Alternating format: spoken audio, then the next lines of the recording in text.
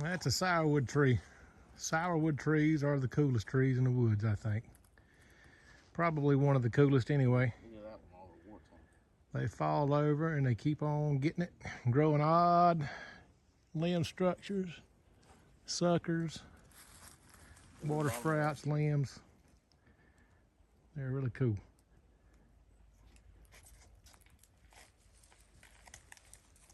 That's all 1, 2, 3, 4, 5, 6 liters coming off that one tree there.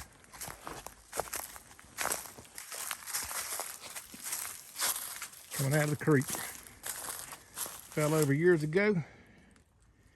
And just like us, if you want to do something with yourself, it didn't give up.